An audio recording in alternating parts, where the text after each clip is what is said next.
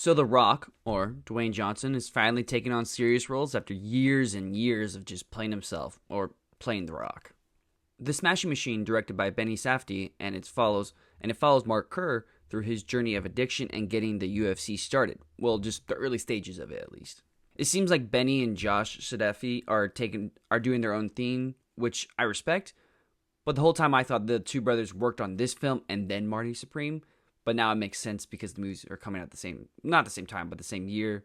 It is a little worrisome seeing two directors who really work together on their movies do their own thing, especially when they're brothers or siblings or just family members. Like, look at the Coen brothers and the Wachowski siblings. Wachowski? I don't know. It's been so long since they made a movie. I haven't heard someone say their name in a while. But once those guys, the Coen brothers, split up and the siblings started doing their own thing or doing more unique films and like different stuff than they normally do, it just went downhill. The movies went downhill. When you make that partnership and you have that partner work with you for a movie, I feel like it's just a different experience. Like the latest Coen brother movies, they've been bad because it's not the Coen brothers. But is the Smashing Machine like that? Is it one sibling, one family member, one partner taking on a role by himself without the other partner, and it just ends up being really bad? Is it like that? No, it's not. It's a good movie. Yeah, it's a good movie. Dwayne Johnson is great in this film, and it's really awesome to see an actor take on a challenging role and try something new. He was simply great in it. If you're a fan of him or a fan of seeing actors try something new, like me, I love seeing actors try a new thing, and most of the time I'll go see a movie of an actor that is trying a new thing. Now, is he Oscar-worthy great or soon-to-be Duggan Media Awards great coming in 2026? No, not at all. But he's still good. Like, I think it's something we should talk about. I can see Hollywood nominating him or heck even giving him an Oscar because, it's The Rock doing something completely new from what he's done. And the Oscars are they'll give anyone an Oscar nowadays. It's either that or Jeremy White because they'll give an Oscar to anyone who does a musician biopic. Gosh, those need to end. Oh my God. But in the heyday of the Oscars, when they really gave Oscars to actors and actresses that deserved it, no, he wouldn't have gotten an Oscar in a million years. Emily Blunt is amazing, as usual, and the whole cast is very solid. Though I do feel like Emily Blunt was probably a little wasted in this film. She's a terrific actress, one of my favorite. She is definitely really good, but she's not put in a role where she can carry this film. It's more on Dwayne Johnson and other aspects, not really her, which is unfortunate because she is such a great actress. This movie is also very realistic and stays true to what it is. It's very grounded.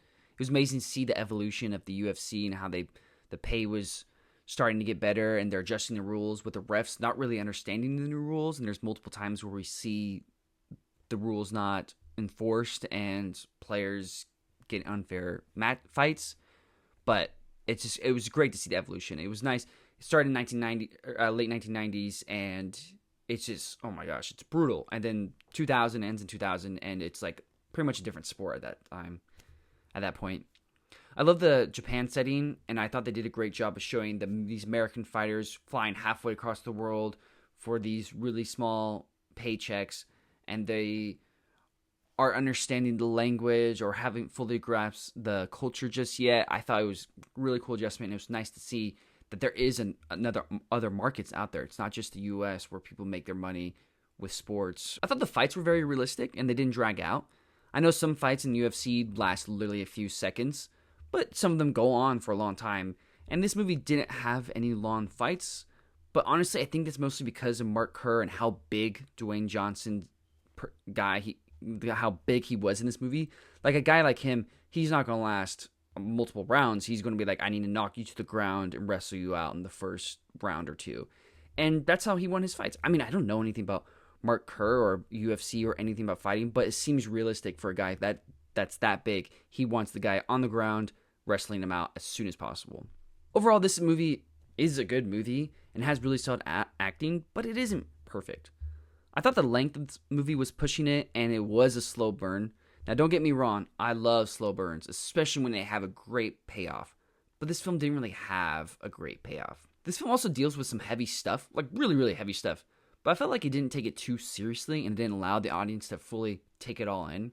The moments that were just supposed to be really powerful and say a lot were just not. Besides this one scene with Dwayne Johnson and Emily Blunt, it's towards the end, and I was completely shocked. Like, I wasn't really fully paying attention when it started, and when it was like halfway through, I was like, oh my gosh, what's going on? And with what happened in that scene, that's realistic on what would happen. Like, it comes out of nowhere, and you have to react quickly. It's not something you're like, oh, I'll get to it, or like, let me really think about it. Like, no, you're rushing in.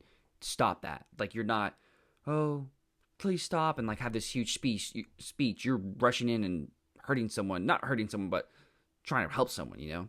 But even after that scene, most of the intense stuff just wasn't intense. It was just like chilling, I guess. It wasn't really saying a lot. I would probably say this is the worst Sadafy movie so far, but that doesn't mean it's a bad film, in my opinion. Again, if you're a fan of Dwayne "The Rock" Johnson, try this film out. I did see this review of a person on Google who said Dwayne, well, he said The Rock, I think. I don't know what he said, but he said The Rock was wearing prosthetics and didn't act like his other movies, and it was a boring film, so he gave it like a 1 out of 5, and he was obviously a Rock fan. So I guess you got to be careful if you're a Rock fan. You shouldn't just jump to watch this. It's not an action-packed movie. This is not a movie where he's saying iconic lines and getting the bad guys. This is a movie where Dwayne Johnson's really acting, and if you want to appreciate that, I say go see that. Go see this film. I think it's worth a shot. Also, if you just love seeing actors try something new, check it out. If you're a UFC fan and you want to learn more about the early stages of the UFC, sure, check this out. I'm not sure how realistic this is, but I think it's worth a shot. I was going to give this movie a 7 out of 10, but after thinking about it more and sleeping on it, and also just seeing other reviews and people make other points, I'm like, yeah, so you're right, kind of. It's a 6.8 out of 10. It's still a good movie. Nothing special, though. So what do you guys think of The Smashing Machine? Was my rating fair? Comment below your thoughts. Thanks again for watching. Please subscribe and leave a like. Goodbye, y'all.